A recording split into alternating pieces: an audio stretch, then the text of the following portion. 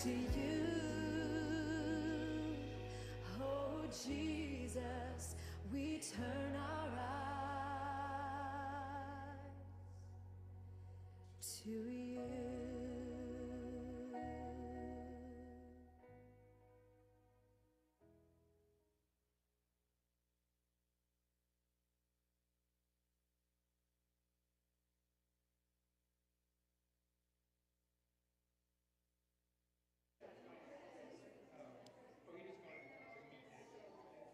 All right, well, welcome everyone. Glad you guys made it to the first apologetics class.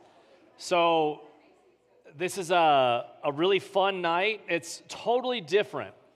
Just to give you guys let's just kind of acknowledge what we're doing here. So this sanctuary can hold quite a lot of people, but there's a cleanliness to just doing the teaching from the pulpit. It's kind of fun, but there's a formality to the pulpit that didn't start off with what used to be called Tuesday night, right? There's a formality to this. I'm standing up here with a microphone.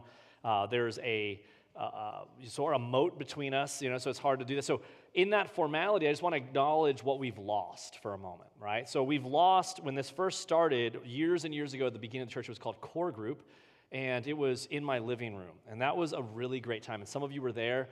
Handsome Bryant back there was at my house. A lot of people were at my house, and we would stay there all night, and fellowship was a big component of that.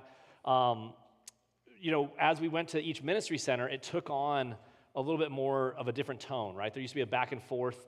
There's a lot more question and answer, and then that tone changed quite substantially during COVID when we had the cameras, largely because all of a sudden everything was on camera.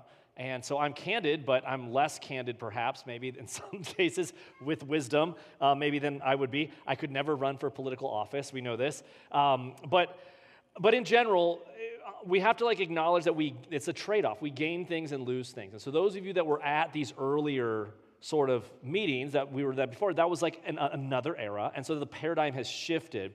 But the teaching's the same, and the content is the same, and the focus is the same. So let me explain what I do on these Tuesday nights briefly. I'll give you a couple announcements, I'll pray, and we'll jump in. So my goal on Tuesday nights is to have fun. And you're like, I thought it was to educate us. No, my first goal is to have fun. So the book I said before we were going to do was a book called Street Smarts by Greg Kuchel, and it was boring to me, wasn't fun, and so I think it would be really beneficial for you to read, but I wasn't interested, so I didn't want to do it anymore. So I started, I'm bored of this book, and so it's there. So there's an element, I guess what I'm saying is, up here where the content that I'm interested in is what I want to teach, which is not how a good teacher teaches, right? A good teacher wants to teach what you guys need to hear, and there's an element of that, but I want you to understand that I'm engaged in this. In other words, one of the big challenges I've had over the years was how often do I want to teach you to play jazz, right? And okay, here's how we're going to play, here's how the notes are, here's the strings. And that's kind of at first what I envision in apologetics class. And when we think about apologetics worldview and the rest, that's kind of how we think, right? I'm going to teach you how to play jazz. And I realized I didn't want to do that, right? There's lots of people that can do that. I just want to get up and play jazz. In other words, I'm different. You don't have to be like me. You don't have to read the same way or think the same way I think. I just want to get up here like a wind-up toy, wind myself up, get all crazy, and just teach to you. And whether you receive it or not is another story. So if you're not used to me, I talk very quickly. I'm going to be reading a book essentially out loud. So if you don't like to read, you can just listen. Basically think of it as like an audible books or something like that. I kind of read and then sort of editorialize as I go. But I speak quickly. I throw out a lot of terms and ideas sometimes maybe you're not familiar with. And if you're new to that, just let it wash over you. Before you even know it, like a foreign language, you're going to kind of know the terms. But don't stress. If you don't get something, don't sit in your seat and be like, what's that word? What's that word? Just listen, just listen and let it kind of wash over you. And that's the trade-off, right? So we lose a little bit of the intimacy. We lose the question and answer, but the question and answer, if we're honest, usually could devolve really quickly. So one person asks a question, 5 people roll their eyes, next person's over here. We're trying to, the same person's asking the same questions every week. That was tricky. So now we lose a little bit of that, but you gain in this the ability just to kind of sit back and just receive a little bit. There's more of a passivity in this, in that sense, but there is something to receive. I dare say the books I'm choosing largely are books I don't think that you're all reading on your own. Not that you can't read it, not that you're not brilliant to do it. I just don't see it happening in my everyday conversation. And so these are books that I think I want you to be exposed to. And to that end, tonight we're going to do a book by a guy named Trueman. We actually went through his big work, which is called The Rise and Triumph of the Modern Self, a year or so maybe 2 years ago now. And it was a phenomenal book. It was very scholarly, very heavy duty. I loved every minute of it. And we went through almost every page of that book, which is very rare for me to do. This book is essentially almost a rehash of that same book, just a tiny bit more modern and a little bit more accessible. And I think it's very apropos for the time, so I think it's going to be helpful for us. But let me just give you a couple quick announcements just so you know. So really quickly, the puzzle night is a fun one, 6:30 Friday. It's going to be upstairs. Definitely show up. Brett said that, I don't care. I mean, puzzles are fun, but I want to, race people in puzzles. So he said there'll be all sorts of fun things. He's going to have trophies and stuff. It'll be fun. If you bring, cake, I don't know why cake is the thing, but if you bring steak or cake or anything that rhymes with ache or just any food, we have this area in the Connect room, so it's bring it back there. If you bring, tacos or something, bring it back there. That's the place maybe to eat. And then there's a couple things that are on my heart, right? So inductive studies, Sunday mornings before church. If you're new at this church, you should definitely at least once be at this inductive study class because you're going to go over the sermon before I go over it.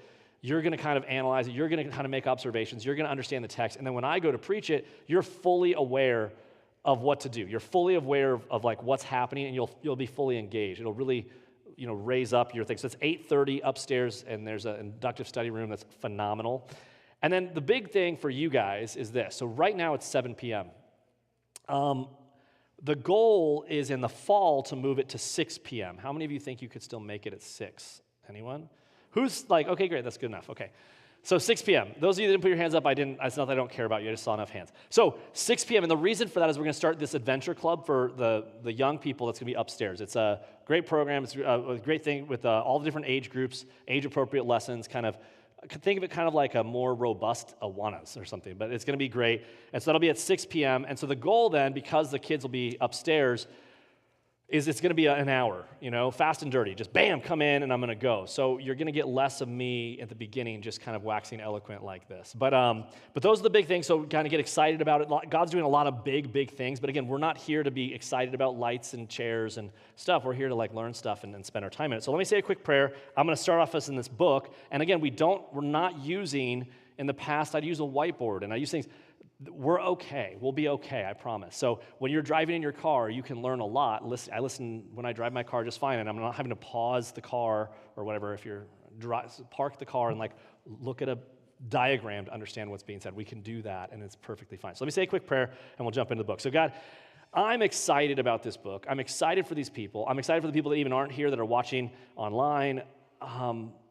There's some concepts in here that are hard, but Lord, I pray that you'd help your church understand really our role in not fighting a culture war, because that's not what we're called to do, but our role in understanding and contending for the gospel and doing apologetics. Lord, apologetics is a scary subject for many of us, and oftentimes for most of us, we're feeling gaslit by everything we see in the news, the media, after all this time, and everything's changing so rapidly, and especially people that don't know you, Lord. And so as we come as a church, we're supposed to have answers, and honestly, I'm afraid so often that Christians aren't equipped to articulate why things are the way they are, and it makes us less effective in giving an answer. So I just pray that you'd help me humbly, and tonight is the first one, so I just pray that you'd help us to enjoy this and that we'd benefit from it, and that you'd give us all patience and grace as we're trying a new format. So we praise you in Jesus' name. Amen. All right, so again, the book is called Strange New World by my new favorite author right now, Carl Trueman. He's got an accent, so he's smart. He's really good. The book is phenomenal. But again, this book, Strange New World, is appropriate. So I'm going to start in chapter 1. If you want to follow along, you can do it. You can get the book. I'd highly recommend it. But I'm just going to jump in, and we're going to kind of pause as we go, okay? So he says, many of us are familiar with books and movies whose plots revolve around central characters finding themselves trapped in a world where nothing behaves in quite the way they expect. Perhaps Lewis Carroll's Alice in Wonderland or Alice Through the Looking Glass might be the classic examples of this in children's literature, but this is a standard plot line in many other works. From Franz Kafka's The Trial to the Matrix series of movies, dystopian confusion is a hardy perennial of our culture. So what he's basically saying is this idea of deconstruction in movies, deconstruction from reality is something we face on a regular basis. You can kind of deconstruct in a lot of ways. Sometimes it's more artsy and not, but we're very used to this deconstruction. I mean, we have the Mad Max movies. We have as he mentioned, the Matrix. And in all of these movies, the whole goal is to get you to realize there's a reality behind the reality. It's to get you to wake up to the idea that things are like a Fight Club, if you remember that movie, which, again, when I recommend these movies, I saw them so long ago, it's probably so inappropriate, okay, but it was still really good. Like, okay, so Fight Club is a great one, right, because to bring down sort of the normal society and the things. It's very normal. But notice what he says. He goes, this phenomena is no longer confined to the fictional products of our day. For many people, the Western world in which we now live has a profoundly confusing and often disturbing quality to it. Now, let's just stop for a minute and acknowledge what just happened in the news just recently, okay? So we just saw, and this is what I mean by being gaslit. I don't care what your political affiliation is, just acknowledge where we sit right now. We're sitting in a moment where it was kind of 1984-ish, right? So it was health care to basically say that women should be able to abort their babies, right? You have Queers for Palestine, all right? So you have, literally like Queers for Palestine, what worldview, how these things go together, right? What's happening right now? We literally just have the sitting president of the United States essentially locking up his political opponent and saying he has to do it to protect us from a tyrant. And so you're like, this is so egregiously in your face. At one point, Hillary Clinton is trotted out to tell us that, man, good thing that nobody is above the law. And it's almost humiliatingly crazy. And you might say to yourself, no, Trump's guilty. I'm like, I'd love to have you explain to us exactly how that works. You don't have to like the guy to recognize, like, it shouldn't be egregiously crazy to say, this is weird, right? This isn't normal. There's a deconstruction of every institution that we have at the family level, at the gender, at every level. And that deconstruction has become so normative, not from the movies anymore, but so normative. Literally, I just remember during COVID when we were going to celebrate Independence Day, 4th of July, and we had to find out if we got permission to, like, have people visit our homes. And I'm like, what, like, the basic, we said again, the Constitution limits the power of the government to infringe on our rights that are already inalienable. In what way does this even make sense? We're just like, yeah, that makes sense. And so the craziness of this is kind of overwhelming, and we've seen this. And these are kind of political things I mentioned, but notice, he goes, these things once regarded as obvious and unassailable, the obvious and unassailable virtues have in recent years been subject to vigorous criticism, and even in some cases to be seen by many as more akin to vices. So there's a story right now where there's a church. I don't want to get that into too many details, but like the basic idea is like there's a church that wants to come into Coronado, and everybody in Coronado is opposing it because this church is not pro-LGBTQ. Now, I don't like the church because they don't teach the Bible, okay? So I'm not like happy with the church, but everyone's like, we're opposing it because they're immoral. And that's really the cultural thing. This is immoral. And so at this month, for example, it's immoral now not to celebrate, right, the pride, not to celebrate. It's immoral is the argument. Not just that, hey, this is what we want to celebrate because we like it, or this is what we think is important. It's you better celebrate too, or there's something wrong with you. Now that shift happened very rapidly.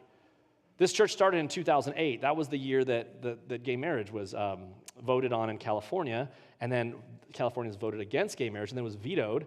And it just, I mean, that's where we're at. So 2008 to now, it was not enough simply to say, hey, we want to have these rights. It's, you better celebrate it. And again, I'm not interested in the sin behind these things, but in the worldview that pervades, that kind of encapsulates where we sit. Okay, so what do I mean by that? He says, indeed, it can seem as if things that almost everybody believed as unquestioned orthodoxy the day before yesterday, that marriage is between a man and a woman, for example, are now regarded as literally heresies advocated only by the dangerous lunatic fringe. So if you're sitting here right now and anything I'm saying, you're like, if you didn't just walk out in outrage right now, I just want you to understand, culturally speaking, you are considered an extremist. And that's true. It's a true story. Like, you're actually an extremist just sitting here right now. Don't worry. There's no face recognition. Okay? Someone's like, wait, but But the very idea that we want to whisper, like, you're considered an extremist. Now, obviously, you think of this as just semantics, or you think, oh, hey, there's the weird fringe sort of in our political sphere and kind of the culture, but it's not the weird fringe. It's the normative place that you see these things come about. And so, nor are the problems confined to the world out there. That's kind of what I'm addressing. He goes, often they manifest themselves most acutely, and here it is, most painfully, within our families. Now, we've homeschooled our kids, and so that's been a great experience. My son, who's 8, just said the word yeet yesterday, and I'm like, where in the world did you get this idea of, like, I didn't want to, I don't yeet that. I'm like, don't ever say that around me again. That's not even a word. And he's like, I'm like, you can't do it. I mean, this is like, you can't protect your kids from influences in the world. Like they're gonna have to see them. And the challenge, though, is not so much the immorality that you're worried about, that we thought of like back in the day. It's the worldview things where someone comes in and they just unquestionably kind of assume certain things are the way they are. For example, kind of the heroes of today and the plot lines of today are all about sort of acceptance and bringing the people in. And also we kind of talked about this as changed from before. And so it's become absolutely normative to think that the number one thing that we should be focused on is sort of affirming one another, right? And so every show is like, you got to be yourself and you're uniquely made and it's true, but self-expression is it. And that's kind of something we just take for granted. Parents teaching their family traditional views of sex find themselves met with incomprehension by their children who've absorbed far different views from the culture around them. What a parent considers to be a loving response to a child struggling with same-sex attraction or gender dysphoria might be regarded by the child as hateful and bigoted.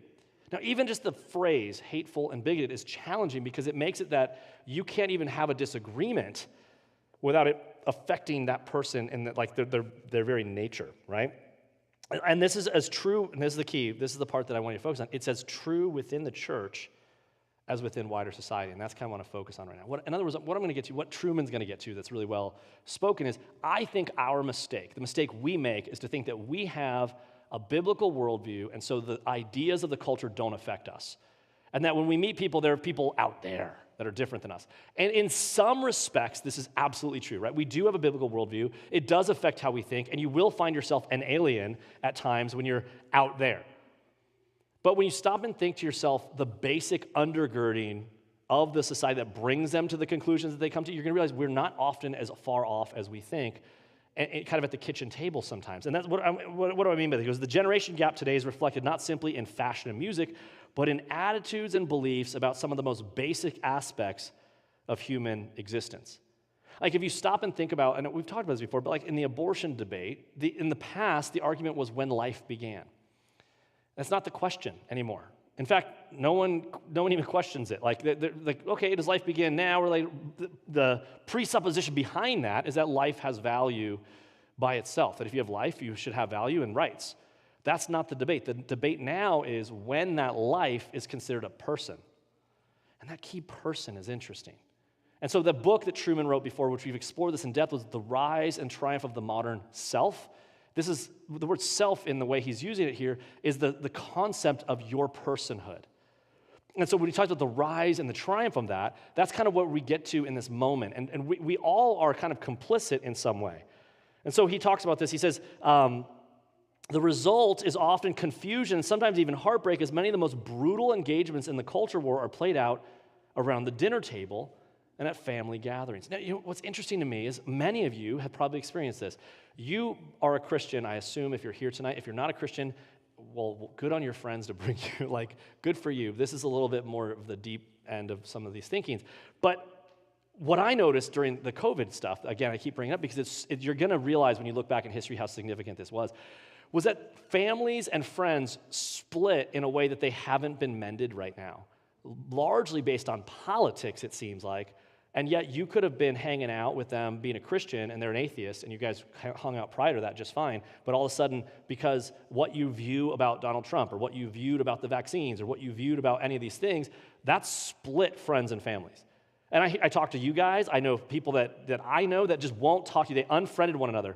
And you have to ask yourself, okay, is it because we focus on politics more than these issues? And I'm saying the politics that we look at are not separate in another category. They are the tail end of a whip of a worldview type thinking. And so when people are making these vast distinctions right now, I think the fact that we notice that it's the politics that are dividing people is actually an insult towards the church, because our worldview wasn't offensive enough prior to this, so that our politics become offensive. And if you stop and think about what I'm saying for a minute, political engagement is not what I'm necessarily advocating, you know that. But political conversation right now is almost in every case theology, more than ever before. When you listen to the arguments about more, like in the political sphere, it's all arguments using words that have to do with heresy and morality and a lot of oughts and shoulds. It's no longer based on, those are the conversations that happen sort of in ethics and other areas that you wouldn't actually, matter. So you kind of look at this right now in politics, and so it's sort of a canard. It's a fake argument that, oh, well, that's politics, right? You could have said that in the past when we shouldn't care who's elected, right? Because they're just going to put the roads in and they're going to do their job, and maybe I don't like that they did this, but they're not going to affect my life that much. But right now, the kind of sphere is where giant worldview shifts are happening one way or another based on ginormous subject matter that have everything to do about theology. For example, right now, the entire focus of the current administration is on equity and inclusion, DEI, diversity, equity, and inclusion. You see this idea of come into every sphere, but what is it? Underlying it is a set of presuppositions about the good life, about what gives value to individuals and what we ought to celebrate, what is moral. And so companies, to their own demise, I don't think they make money through this. To their own demise are basically making a stand for what they view as this is the new cultural morality. And I mentioned before it's just mere paganism dressed up, but all that's beside the point. The point simply is that the very idea that equity is the point says something about human nature. It says something about what's right and where we are. Now, the classic sort of conservative views and the country we live in focuses on things like equality. Equality has to do with we have equal opportunity, and there's, as an individual, you can have merit. You can work hard, and if the playing field has the same rules for everybody, your hard work can give you reward. And that's sort of really what the American dream is based on. But equity is something else. And so we always you'll hear it called socialism and Marxism, but socialism and Marxism are religious worldviews. And so by saying that, we say equity, it means it doesn't matter what you earned, what you did, everyone should get the same outcome. And so that's why we start to talk about representation and stuff. To you, that sounds like, well, that's just politics. I'm like, no, that's religion. That's theology. How do we switch this way? And that's kind of what he's getting to. He says, welcome to this strange new world. You may not like it, but it is where you live, and therefore it's important that you try to understand it. Now, I just want to pause one more time. Apologetics and evangelism, we're really, really good as a church for equipping people to do evangelism and apologetics that were effective 30 years ago. We're really good at it. When I first became a Christian, people were like, man, this is the one thing we do, and then now it's different. Like back in the 50s and 60s, you could go up to the 90s, you could go door to door and just go, hey, do you know where you would die, where you'd go if you, heaven or hell if you died tonight? And in the past, people were like, heaven or hell, like the categories of heaven or hell, the categories that there was an objective reality that you had to decide would be there. Right now, they're like, what? I'm a fish. What are you talking about? Like, I don't, like what, it doesn't even, you can't even process it. More importantly, though, in the past, and literally, when I say the past right now, I mean like 5 years ago. So, like, you've lived this. In the past, a lot of our apologetics was showing people contradictions in their ideas. We would say, hey, you said this, but then you did that. You see the contradiction? And in the past, they'd be like, oh man, because truth corresponds with reality, when I just realized I said that thing, I did the opposite. Oh my goodness, you got me. Like, that's how we would argue, right? Right now, when I mentioned what's it called? The Queers for Hamas, or whatever that's what they call themselves. I love the other ones, like Fatties for Palestine was a group that was in Columbia University. That was my favorite. But what's interesting is you have a guy, and this is true, you can see it right now, like right now there's this happened, there's a parade, I forget where it was, a gay pride parade, and so you've got guys walking with a cutoff shirt, rainbow flag cutoff shirt so that their belly's showing, with the Islamic sort of headscarf. This is an irony. They're deadly serious. Let me give you a different example. Like right through COVID, right? Everyone's like, man, you better get that vaccine because it affects other people. All right. And so when you get the vaccine, like make sure you wear a mask afterwards and keep distance. I'm like, wait, what's the whole point? But anyways, so those same people would be wearing a mask, and then right after Roe v. Wade got overturned, with their mask on, held up a sign saying, my body, my choice. It's not that they wore the mask, it's that they want you to have to wear it also because it affects other people, but they can't, there's no, you'd say, and everyone says that, especially the teenagers, they'd say, oh man, just show them, look at the inconsistency. And we would say in our past that's an effective way of arguing. It's not an effective way of arguing anymore because people don't care that ideas actually make sense anymore. That's very recent. We've deconstructed everything down to such a point that it literally is irrelevant. So then how do we This is where we are. We can't fake it. We can't say, well, here's my intellectual argument. They don't care. You're making an intellectual argument and they're meowing. So what do? Just find the people that aren't meowing? Just move? Everyone move to, no offense, but everyone move to Idaho and talk to people that seem like you? You know? Idaho's probably great. But that's kind of what we're left with, right? Do we just abandon the ship? Do we abandon evangelism because people are crazy? Right? And so that's kind of what we get to. Of course, all this cultural flux and instability is profoundly disorienting, especially for those of the older generations, right? It's profoundly disorienting, especially for those of the older generation, but even for those who are younger, as the gulf between what their peers think and what their parents believe can now seem vaster than ever. Okay, so it's a big, big change. And even the more self-aware of the older generation can often be left wondering whether opinions they have held since childhood are really true, whether they're simply the result of their upbringing. Did America start in 1776 with the Declaration of Independence, or was America founded in 1619 when the first slaves came to the United States?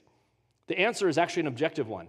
Prior to that moment, it was not America. It was literally an English colony. It was not America. America started literally. It's not like a hard debate.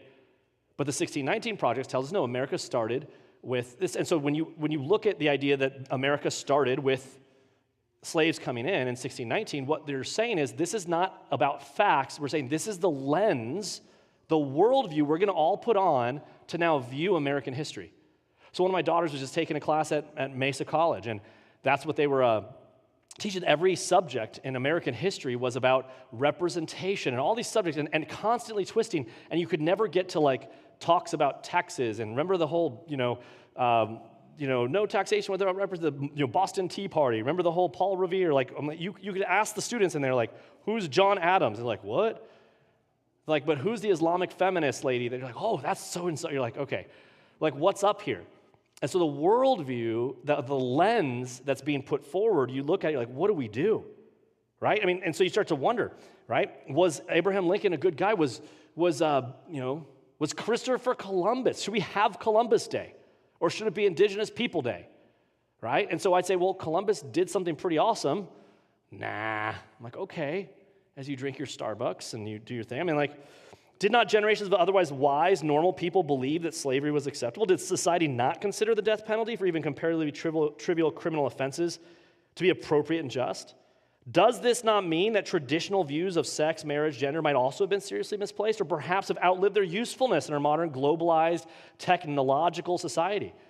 That's kind of the, so look at the question right now. Well, if they were wrong about that, couldn't they be wrong about gender? And couldn't they be wrong about the usefulness of is the Constitution really a good document anymore? Maybe we should get rid of the Electoral College. I mean, just go with the popular vote. I'm like, do you understand why that matters? Like, and some people are like, man, it's not an argument. It's a question meant to deconstruct. And it's asked often towards ignorant people who don't think, including us. We tend to not be critical thinkers. We don't think. And so when someone asks that question, we're like, that's a good question. I don't even know. And the next thing you know, you're like, yeah, maybe. But again, there's not an argument. And so this is kind of, such questions are appropriate, though, given the errors of the past with regard to significant moral questions, but by honing in on them, they're meant to do something, right? The challenge for us, of course, is how to begin to engage in the kind of reflection that gives us actually wisdom to make decisions and talk about it. Part of the confusion, though, is caused by the fact that so many areas of our lives and world seem to be in flux, that there seems to be very little that is solid or constant by which we can navigate the apparent chaos around us. Literally, right now, there are people that so disagree with you about literally everything. What do we have in common? There's people that will tell you the world is literally flat. And so what happens when you're on an airplane and you look through the windows? Those are LCD screens. That's an argument I heard recently. And you say, well, we can't even agree with that, right? So in all of this, though, he goes, it's my conviction, Trueman says, that there is something, though, that helps to unify the changes we're witnessing and to make them, if not entirely explicable, at least less random than we might be tempted to think. Now, I mentioned on Sunday that my wife took me to the Sarah McLachlan concert on Sunday. And now, I had a crush on Sarah McLachlan 30 years ago, and when I met my wife, she looks just like Sarah McLachlan. I'm like, you look like Sarah McLachlan. And then that started off, and now we're married. It's great. So I've been a big fan of Sarah McLachlan for a long time. But she kisses girls. She's a liberal. She's great. But she's an amazing vocalist. She's less pretty than my wife, but she's, still this awesome singer. And so we went to the concert, and it was amazing. And I realized everything she sings about is about longing. And all of the longing in her songs are for like love and this, that, but it's not like Taylor Swift longing for love, which is like, where's my boyfriend, blah, blah, blah. There's a longing for like ecstasy, a longing for fulfillment, a longing for something, and it's fascinating seeing her now. She's 56, and I still like to, I probably don't want to meet her. She'd probably be annoying, but if you want to meet Sarah, we can have coffee with my wife there too. But when you meet them or you talk to them, that longing is not fulfilled in the things that she was advocating. And she's a divorced woman now who's basically just still trotting out the feminism stuff, the pride stuff. It's still all there, but there's no fulfillment for her, none. And so I remember when I met my wife in that bar, and I'm like, man, that's the girl I want to marry. I was like, this girl's great. She looks like this person that I feel like I've been trained to look for here. And I'm like, I'm going to marry her, and then she'll fulfill all these fulfilling desires that I think I need, which is really a desire for heaven, a desire for God. And then I got saved and realized that the things that all these songs were singing about were only fulfilled in Jesus Christ. That's it. And that fulfillment, that idea of what this fulfillment is there makes there to be value still in the longing.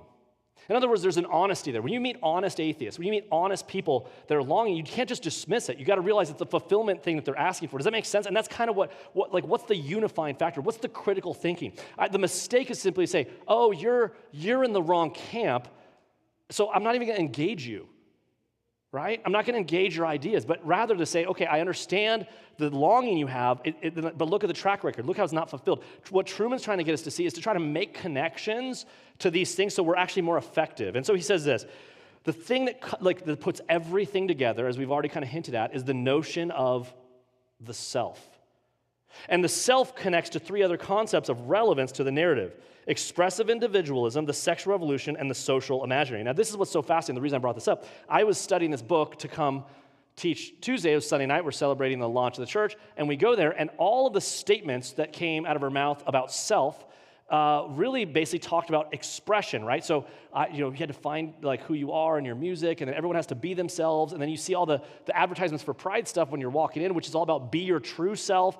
And so notice that everywhere you go, fulfillment and the thing that gives value to you has to do with you expressing your individualism, and the mechanism of that is the sexual revolution.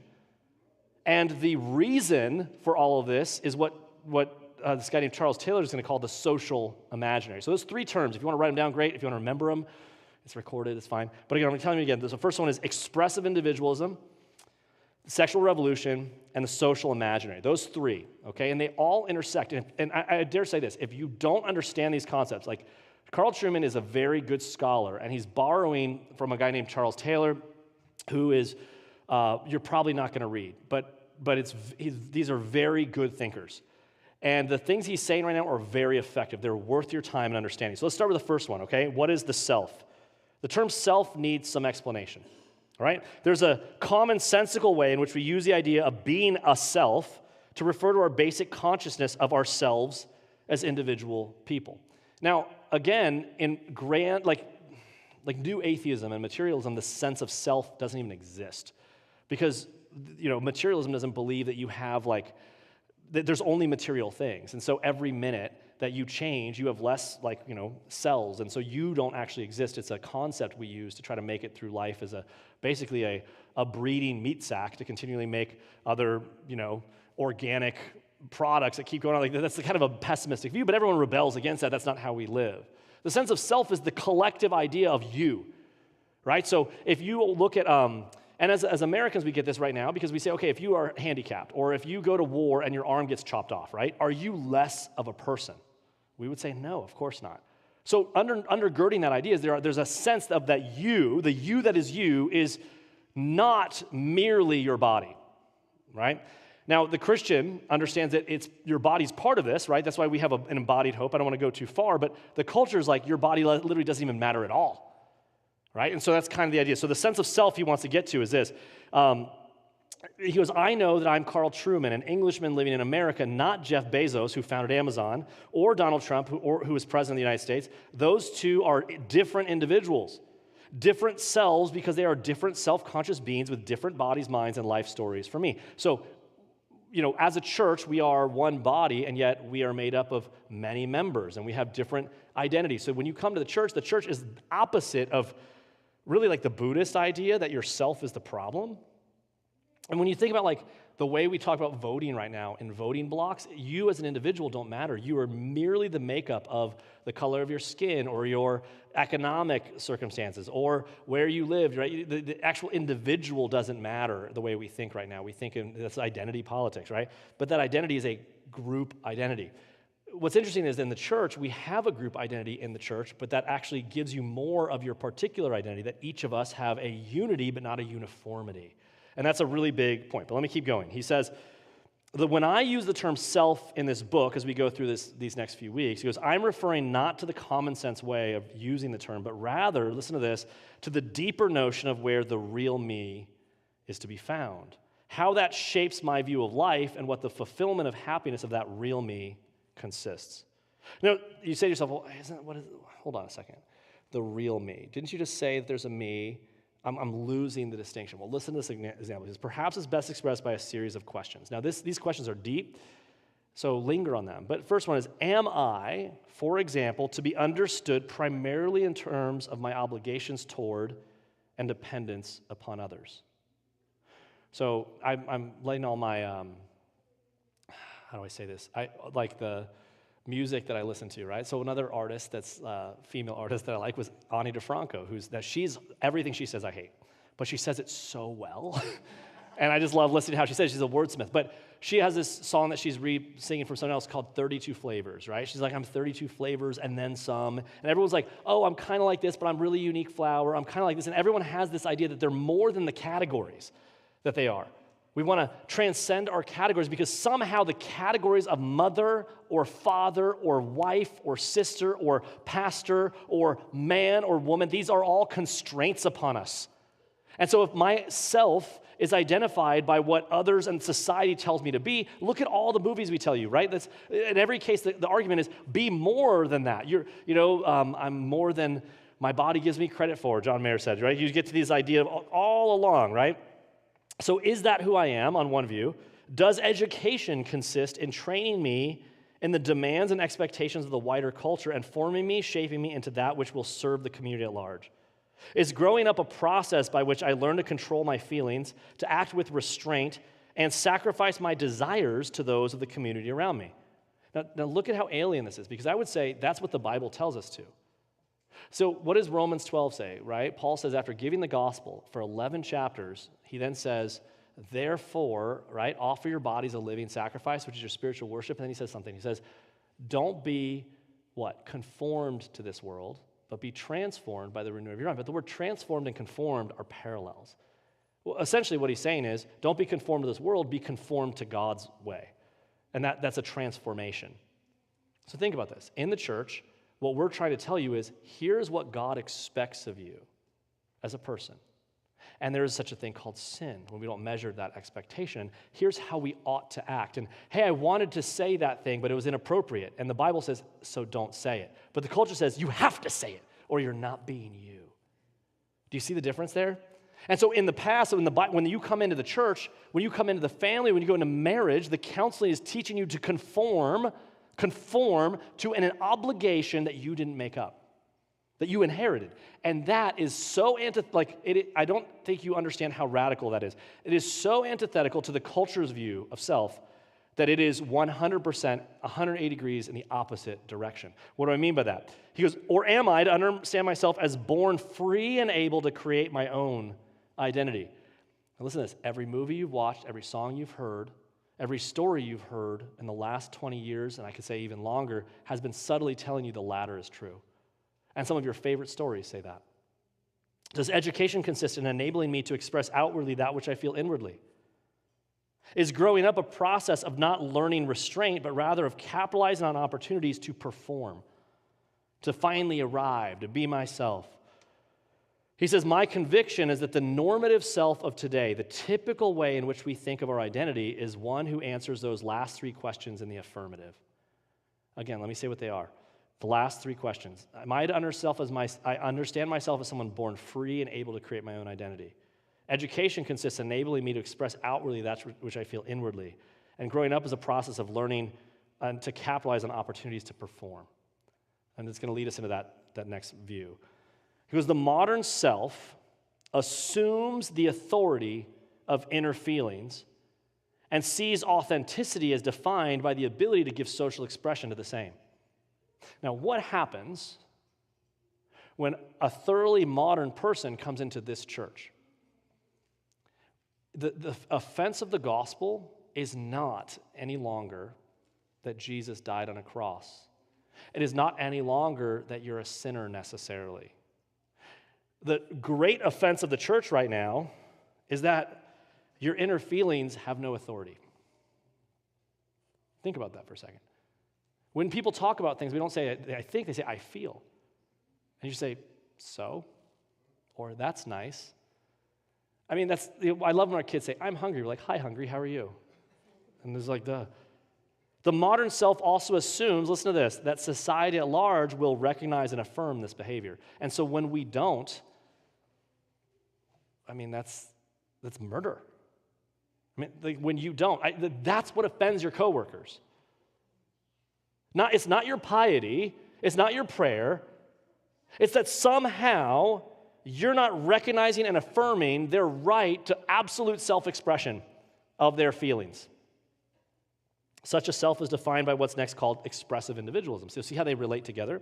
The term expressive individualism was coined by American scholar Robert Bellah, all right, who defines it as follows. He says, expressive individualism holds that each person has a unique core of feeling and intuition that should unfold or be expressed if individuality is to be realized. In other words, you're merely a cog. It's okay, let me give you an example. There's a movie I loved. Again, probably inappropriate, but it's called Office Space. All right, it was not The Office, but Office Space. And the whole premise of the movie was, what? This guy's working in a corporate office, and the whole point of the corporate office was that it was a soul-sucking existence where you would go to sort of the Chevys next door, the tchotchkes next door, and it was how many pieces of flair you got to put on your thing. But the whole thing represented a deadness. And so rebelling to him was knocking down the cubicles, expressing himself, cutting a fish at the thing, building something. Now, here's the thing. What they did is they created a straw man that corporate world actually is kind of soulless.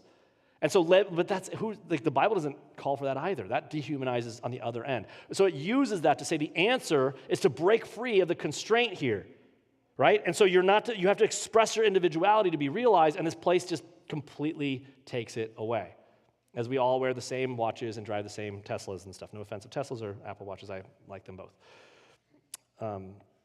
Canadian philosopher Charles Taylor, this is a guy I mentioned before too, sees this expressive individualism as the normative modern notion of selfhood in the West.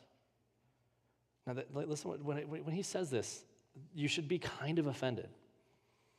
Charles Taylor says that the second view of self is the one you hold to. And I'm going to say this in the nicest way possible, and I have no one in particular in mind. But if you look at the conversations we have and the struggles that we all have, it's because of that second view. It's what we hold to. When the Bible says something and you say, yeah, but, without any fear or trepidation, that comes from that second view of self. Like, this is God's word. You're like, yeah, I don't know. I'm like, whoa. Right? He says, he goes on, he says, he specifically connects this to what he dubs the culture of authenticity, which he describes as follows. He says, the culture of authenticity is one where each of us has his or her own way of realizing our humanity, and that it is important to find and live out one's own as against surrendering to the conformity with that model imposed on us from outside. See, that a model imposed on us from outside by society or the previous generation or religious or political authority. So notice, we're the bad guys by definition because of the Bible. We're the bad guys. And it's not just that. The person that told you that girls should dress this way or this should happen this way is the bad guy. All of those things are prisons upon your actual individualism. You have to break free of those. Do you see how the Matrix is saying the same thing? In short, the modern self is one where authenticity is achieved by acting outwardly in accordance with one's inward feelings, and I would add to that, to the destruction of the prisons that hold them. And those prisons would be us. And so that's kind of the idea. So here you are as a Christian wanting to talk about the joy of Christ, and all you're representing to that person is a prison asking them to conform to something. And we're like, well, this is the path to joy. And you just look foolish. But I'm not ashamed of the gospel, right? This is kind of the idea you have to keep in mind. You have to understand what it is. You can't try to dress it up. No, you can be yourself in the church. No, you shouldn't be yourself in every case of the church, because sometimes yourself needs to repent. Seriously. You're like, I just want to be myself. I'm like, I'm just kind of an angry person, so I'm angry. Or I just tell crass jokes. Or I'm a sarcastic person. And we say that as if it gives us license then to be sarcastic. Well, do you think God's okay with that? Let's say this another way. I'm just a murdering person. I just have to murder, beep, beep, beep. Like we see it there. So just the natural, you see what I'm saying? The natural way we say, well, I'm just kind of like this. I'm like, but it's a sin. Oh, okay. As we'll see in subsequent chapters, this notion is now very deep in the modern culture and helps to explain a host of interesting phenomena. For example, the increasing social sensitivity to criticizing anyone for their personal lifestyle choice reflects a view of the world where each person's free to perform life in whatever way they choose, unless you're a Christian. And any attempt to express disapproval is therefore a blow not simply against particular ways of behaving, but against the right of that person to be whoever they wish to be. So look at the terrible reaction to the kicker guy, right? Harris Butker, or whatever you say his name. Is that say Butker? Okay, good. He basically literally went to a Catholic school and said, hey, you guys should be Catholic. I'm like, oh my goodness, this is crazy. This is so wrong. Indeed, we might even say that the very notion of personal lifestyle choice is a symptom of a society where expressive individualism is the normative way of thinking about self and its place in the world. So Christian, you're told in 1 Corinthians, for example, that when you sin, it affects the body, not just your body, but the church body. That you're related to one another, that as an individual, you have a responsibility toward one another. We are supposed to urge one another on to love and good works. It affects us and one another when we act. Do you see how alien this is, though? It's so alien. It's worth noting at this point that I'm not here arguing that expressive individualism is an unmitigated bad thing, right? The argument isn't that we should all go to cubicles and be cogs in a machine. Human beings we actually do have an inner life. We do feel things, and God expresses that he cares about that. Like, that's the thing. God absolutely cares. What does Peter say? He says, cast your anxieties on him because he cares for you. That his thoughts toward you individually are more than all the grains of sand, that he knows how many hairs are on your head. And God has the bandwidth to care about me just the same because he's eternal. That's what that means, right? Those who are not to some degree demonstrative and emotional so often strike us as somehow less than human or as cold and indifferent. Oh, that's one of the things I want to get to too. Some of you in your Christian faith just don't feel expressive. Well, it doesn't make you less of a Christian. Because you're not sitting here saying, I'm just overwhelmed by that song or something. Like, it's okay. Sometimes I feel awkward because everyone around me might be crying about something and I'm not crying, but it doesn't mean I don't care. Does that make sense? I'm not like, I better get in line, right? In this book, I do not wish to deny that expressive individualism has aspects that are good and commendable. God's given you certain gifts, and thank the Lord, they're not the same as mine. You don't want me singing. Right? You don't want me working on your car, all right? Although I'm starting to get better at it. I'm concerned, however, with how its triumph. What's triumph? The expressive individual. I'm concerned with how its triumph as the normative self has led to some of the strangest and the many most disturbing aspects of our modern world. So many of us are indeed particularly disturbed by the radical changes in society's sexual norms over recent decades, and even more so by the rise of the transgender movement. It should disturb you. It's my belief, however, that these elements of what we'll call the sexual revolution are actually symptoms of this wider turn to expressive individualism in the West.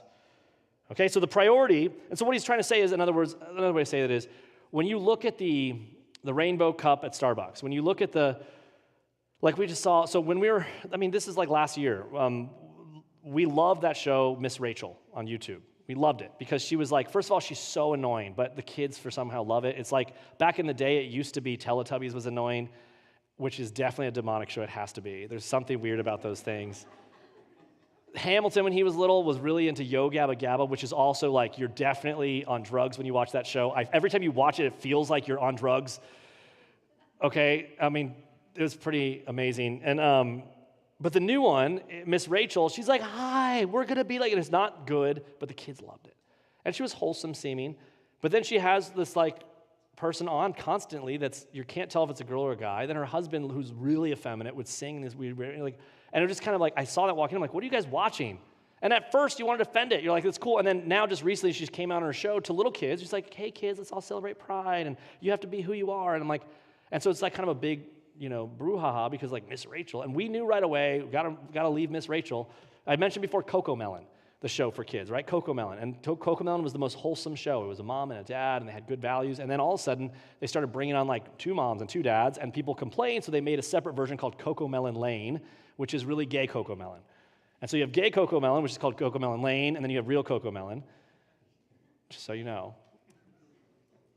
The point simply is that when you look at this idea, okay, all of these are symptoms of the expressive individualism. These are the trophies of this. The priority the LGBTQ movement's places on sexual desire and inner feelings relative to personal identity is part of the broader accent on the inner psychological life of the Western people that shapes us all. In other words, they are microcosms of the picture. They're the heroes of self-expression. Who's more heroic than the person who can stand against their biology? Literally, that's the new cultural heroes. We're not used to seeing that. We're like, wait, what?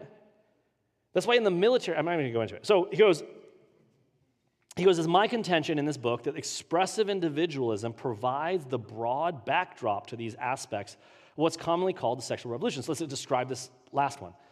When we hear the term sexual revolution, many of us are tempted to think of the ways in which sexual morality has been transformed since the 60s, right? We think of like free love, man, and LSD and all that, right? Often we tend to assume that these changes involve the expansion of the range of socially acceptable sexual behavior. And that certainly does capture something of what I mean by the term, he says. For example, we do now live in an age where homosexuality no longer carries the social stigma, let alone the criminal penalties that it once did. Further, sex outside of marriage itself, indeed outside of any framework of personal commitment, is now commonplace.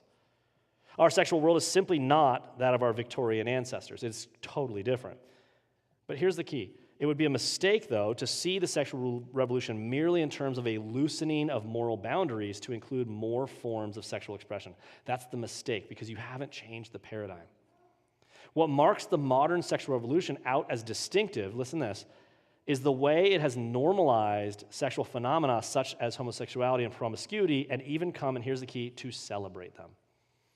Now, we don't have time to go into it, but notice in the cascade of sin in Romans 1, 18 to 32, first it says that we didn't acknowledge God. We didn't see fit to acknowledge him, and we chose to worship creeping things and all that, right? And then he goes forward and says that God gave us up because of this to a debased mind. Essentially, men committing shameful acts with men and going on. And we think, okay, well, that's the end. That's the picture. So in other words, that homosexuality isn't a sin that God is looking at in our culture like, I'm going to get you for. It's the punishment of our sin of not acknowledging him as a society. But the punishment isn't merely the fact that people are transgender and homosexual. That's not the punishment. The punishment is that we've come now, he says, the very last one, just look at verse 32, Romans 18:1. If you don't have it, I'll just do it for you. But Romans 1, and he says in the very last one, for 32, he says, though they know God's righteous decree that those who practice such things deserve to die, they not only do them, but give approval to those who practice them. And that's the final nail in the coffin. It's when society not only tolerates, but celebrates that deviancy that you come to the final end of a debased mind. That the final end of the debased mind is not the action, but the celebration of that action in others. As we stand here in a month meant to cause all of us, to demand of all of us that we celebrate these things. It's not therefore the fact that, for example, modern people engage in gay sex or look at sexually explicit material, while earlier generations did not. That constitutes the sexual revolution. It's that gay sex and the use of pornography no longer involves the shame and social stigma they once did. Indeed, they have even come to be regarded as a normal part of mainstream culture. In short, the sexual revolution doesn't simply represent a growth in the routine transgression of traditional sexual codes or even a modest expansion of the boundaries of what is and is not acceptable sexual behavior. Not at all. Rather, it's the repudiation of the very idea of such codes in the first place. Think about this. More than that, it's come in certain areas, such that as that of homosexuality and transgenderism, to require the positive repudiation of traditional sexual mores to the point where belief in, listen to this, or maintenance of such views has come to be seen as ridiculous and even a sign of serious mental or moral deficiency. You, me particularly. Like, I'm saying normal things with words that are like at least educated. I didn't say yeet on purpose, Like I'm saying normal things, and yet I would be deemed as literally like a rube, backwards, uneducated. This doesn't make sense. And so as you kind of look forward, he says, and to understand this, we need to see the sexual revolution as a particularly sharp manifestation of the characteristics of expressive individualism. So the sense of self, right, triumphs in this idea of a self-exhibiting self-expression, and self-expression's highest form is the sexual revolution that we're seeing right now, that we're called to celebrate literally today by everybody.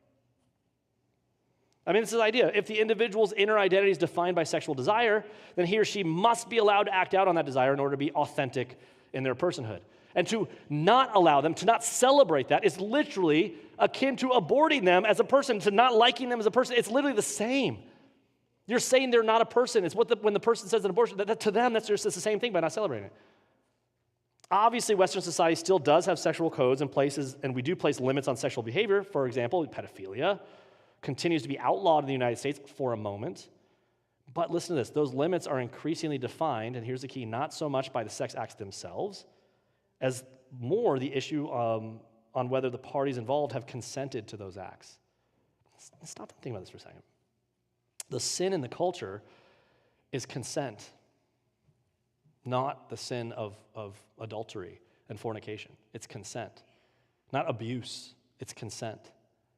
Why would consent be? Because the self is the king. And if a self doesn't consent to something, that's the most egregious problem. And so you might be talking I'm against pedophilia, and someone's like, I agree, and they're like, because they don't consent, and as long as you buy that argument, you've missed the game. You're arguing the right thing for the wrong reasons. Again, listen to this. Notice what the sexual revolution has done. It's brought us to the point where sexual acts in themselves are seen as having no intrinsic moral significance, none. It is consent or not of those engaged in that provides the moral framework. Now, I put a note. Let me see what it said.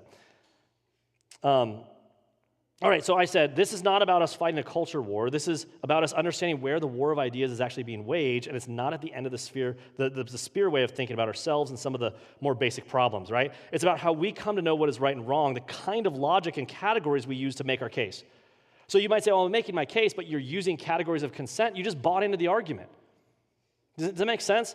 And so kind of going forward, we're almost done. He says, at the heart of this book is a historical narrative that's concerned primarily with the ideas of a number of intellectual figures, from Jean-Jacques Rousseau and Mary Wollstonecraft through to Germaine Greer and Yuval Levin. And yet, if my thesis is correct, that expressive individualism is the default setting for our understanding of ourselves in the 21st century, the obvious question to ask is, well, how did this come about? And when so few people today have heard of, like all those names, most of you are like, I didn't hear any words you just said, right? How many of you have heard of it or even read the various thinkers that I just mentioned? Very few. The answer is that these thinkers do not cause the rise of the modern self or the sexual revolution in any simple or direct way. As a ball hitting a window might cause the glass to shatter, many other factors come into play, as I shall note, particularly in chapters 5 and 6. We'll get there. I did choose these thinkers, though, partly because they've proved influential in elite circles. Rousseau, for example, has had a profound effect on the modern educational theory, and Nietzsche via the work of the people such as Foucault in the study of the humanities. But I also chose them, listen to this, because they offer in particularly clear and helpful ways examples of people who reflected self-consciously on the kinds of shifts in our way of thinking that were happening, such that they allow us to understand more clearly the implications of certain assumptions and intuitions that we may unreflectively have absorbed from the world around us. In other words, these people are saying the quiet part out loud. So you study them because they're saying, here's what this leads to. Way back in like the 1900s, people were arguing that the family itself as an institution was against like sort of the views that were going to give peace to society. The family was the ultimate slavery. This is back in the 1900s, back when people were like not bathing normally and wearing like bathing dresses right? You look at old pictures of the Hotel del Coronado, and people are there with their dress, and they go to the beach, right? At that same time, people are like, we got to get rid of the family. That was all back then. These people were looking at where their ideas went. And so that's why we look at them, right? He says, but in no sense is the intellectual story I trace here fully sufficient causal account of how the modern self came to be. As I noted, few of us have actually read their work. So if people are not reading Rousseau and company, then why do so many of their ideas shape the way we think about the world? I mean, the answer is that their thinking captures important aspects of what Charles Taylor calls the social imaginary. It's this last bit. He goes, it's an awkward term, all right? Using an adjective, imaginary. I'm almost done here. As if it were a noun. But as it is established in the literature, as it does convey an important concept, it's nonetheless useful for my project. When he talks about social imaginary, he's talking about more than worldview. Social imaginary is essentially the debate between the 1619 project and 1776. What lens do we as a collective view this country? Are we a good country that has good values, that's brought the most peace and prosperity in planet Earth ever? Or are we notoriously the worst country? You're making a decision at the front end collectively. Which is the battle right now is which one are we the social imaginary that we're going to hold. Does that make sense? And we're such a big deal. And that battle, and I'm going to say this in the nicest way possible, has to be fought now by you because it wasn't fought by the people before you. And if you don't fight it, there is no slippery slope. We're at the end. And so, you have to know. Your grandkids and your kids will be it's already so crazy. So Taylor defines social imaginary as follows. Let me just say, he goes, I speak of imaginary because I'm talking about the way ordinary people imagine their social surroundings. And this is often not expressed in theoretical terms. It's carried in images, stories, legends, cartoons, books, moral lessons. But it's also the case that theory is often the possession of a small minority, whereas what's interesting in the social imaginary is that it's shared by large groups of people, if not the whole society. So think about Star Wars. The lady that took over Star Wars and ruined it, she hates men. And so just in that, for real, in the storyline, she's constantly trying to debase this story and infuse it with something else. And she knows what she's doing, but we just like it because there's lightsabers and space wizards, right? And so we're I like the space wizards, but what you're getting is a big dose of, neo-feminism and stuff. So you're oh, well, that's great. I don't even notice. That's kind of what he means. The imaginary is the Star Wars part. But the people the lady that runs it, she has an agenda in it, right? Which leads to a third difference. The social imaginary is that common understanding which makes possible common practices and a widely shared sense of legitimacy, which we don't have right now. As a nation, what do we have in common anymore with people that think so differently about every aspect of everything? I just want you to understand, the Christian worldview right now is either going to bring a resurgence of that worldview spreading in our country, but the data says it's not. I would love to see it. We'll see. But that's what we're asking for, is an entire new way of thinking. What Taylor's pointing to here is the fact that human beings do not typically think about themselves and the world they inhabit in consistently self-conscious terms. If I try to have a conversation with someone just at the barber shop or something hey, so when you think about the social imaginary, what words did you just say? Rather, though, we imagine it to be certain ways, physically and indeed morally. Thus, for example, when I rise from my desk and go to the kitchen for a cup of tea during a break from writing, this sounds so English. I need a break from writing, I'm going to go get a cup of tea. I do not spend time reflecting on the physics of solids and gases. Indeed, I have only a very minimal understanding of such, but I do leave my study via the hole called the doorway and not through the walls. That's an intuitive action. Similarly, in the realm of morals, much of my response to the world around me is instinctive. If I see a person being mugged, I move to help them myself or by calling for assistance, unless they're being pushed in front of a train in New York City, it seems. But I do not need to reflect upon Aristotelian or Kantian arguments about ethics. I simply react instinctively because I intuitively know both that the situation is wrong and what I need to do in response. In other words, we don't have to analyze it, we just kind of inherit it. We just believe it. So when Taylor directs us to the social imaginary, he is making the point that when the way we think about the world is not primarily by way of rational arguments based on first principles, it's much more intuitive than that. And that means that the story of the modern self is not simply the story of big ideas thought by profound thinkers. It is the story of how the way we intuit or imagine the world has come to be, our new epistemology, right? And that involves far more than books and arguments. right? So think about the sexual revolution. Is more than the result of a group of radical students in the 60s discovering the work of William Reich. The reason society thinks about sex the way it does is the result of the confluence of a host of factors, right?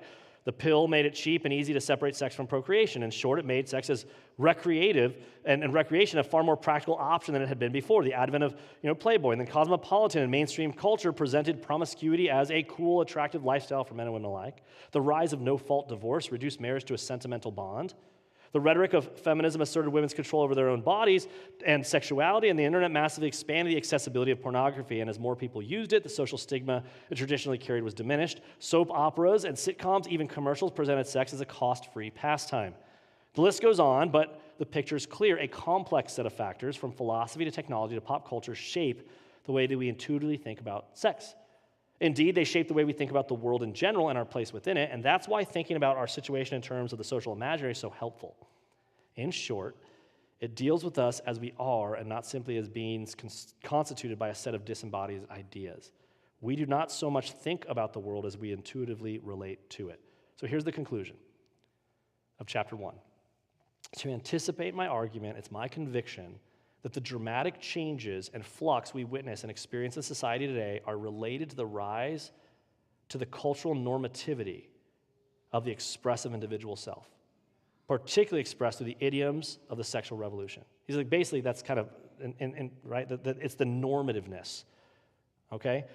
And the fact that the reasons for this are so deeply embedded in all aspects of our culture, and I mean from Miss Rachel teaching 2-year-olds all the way up to the college courses, okay? The reason this is so deeply embedded in all aspects of our culture means that we all, in this room even, are to some extent complicit in what we see happening around us. To put it bluntly, we all share more or less the same social imaginary. When you parrot ideas that you heard about someone that said America started in 1619 without thinking about it, you've just perpetuated a social imaginary that isn't true. Do you see what I'm trying to say? Like, we're constantly used to make slogans and say things that aren't true. We're supposed to be wise as serpents, innocent as doves, to be transformed by the Word of God. The Word of God is supposed to dictate how we think about things. But what do we do when we want to find a subject? We Google it, right? The fact that, and the reasons, he goes, of course, the importance of the social imaginary points us to the fact that if our world has no simple single cause, our problems have no simple solution. The modern self is the fruit of a complicated confluence of cultural factors. We're not going to fix it overnight. But I think he's wrong. I do think that you do discover and you find a new self when you get saved, when you come to know Jesus Christ. It cuts through all the noise. It transforms us from the inside out, from the bottom up.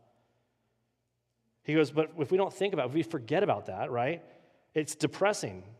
We think that we'll elect you the right politician. Like, you think getting Donald Trump in prison elected is going to make everyone all of a sudden change how we view about self? Right? Getting more people in the Supreme Court, did that help? Right? And he goes, and that's the thing. We have to be more constructive and understand this, and that's the hope he has in writing the books. I offer no easy answers, but I do hope it provides a framework by which the reader is better able to understand or be more self-conscious of the modern Western social imaginary that's shaping us all. This is neither a lament nor a polemic. Okay, so he's not just complaining, he's not just arguing. Both have their place, I'm sure, but here's my purpose. It is more descriptive and explanatory. He wants to describe something and explain it. To respond to our times, we have to first understand our times, and that's our goal, and I don't think we do. And so here's 3 questions I'm going to give you right now. First, how have your beliefs and opinions been shaped by the world around you and not the Bible? Paul says in 2 Corinthians, he says, we take every thought captive to obey Christ. And we always think that means in arguing with other people. You have to do it with yourself first. When you come to an idea and worldliness seems more normal than the Bible, that's spiritual warfare. That's spiritual warfare. It is a warfare of ideas. That's the war we fight against. That's not against flesh and blood. It's the warfare of ideas. So what happens? The Bible says things are a certain way, and we rebel against that. I'm not sure about that. What do you do when you come to those things? You put what the Bible says against that idea, and you have to let one win. And it has to be this. So the question is, can you identify those areas where you have strong feelings about how things ought to be, and it didn't come from this book? Second, what differences in attitudes and beliefs have you noticed between the generations in your own family?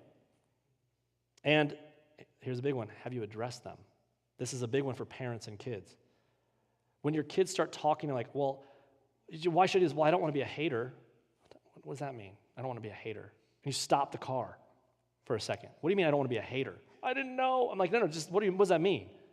So disagreeing with someone is hating them? They're like, right, so is every math teacher hating their students by not giving them good grades? Oh, that's a good point. You have to address it there. There is where you address it.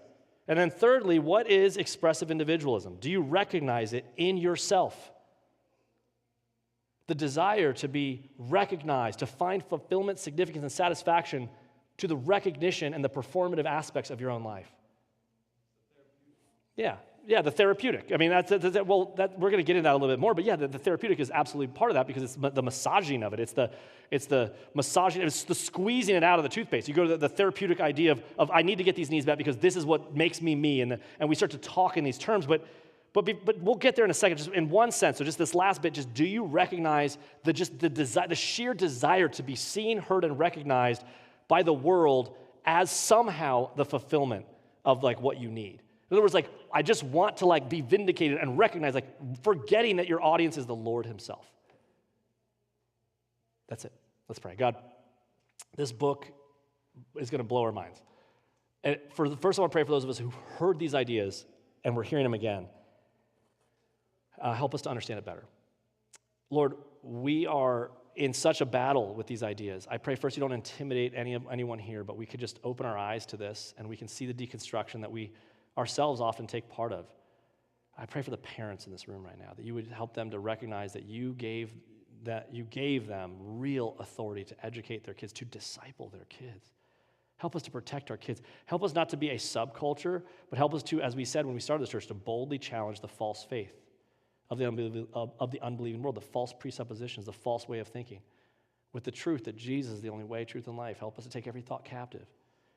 God, as we go forward with these ideas, help us not to hate the people that are waving the flags, that are wearing the rainbow Islamic, Hamas stuff. Like, help us to see them as people that are merely victims of a godless culture, and help us to have compassion enough to share the gospel with them, to understand how the gospel is relevant to them, how the gospel answers the problems. And finally, the last thing I pray for those of us here tonight, that we would cease our constant fighting against your inherited obligations.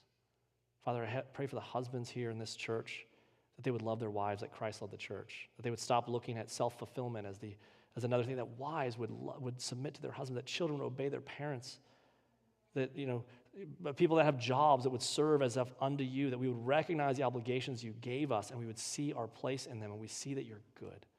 We know that one day you're coming back, that we're not going to change society around us, but we know that we are to be a light, and so help us to understand what it actually means to actually be a light. We praise you in Jesus' name. Amen. All right, guys, good stuff. We'll see you next week.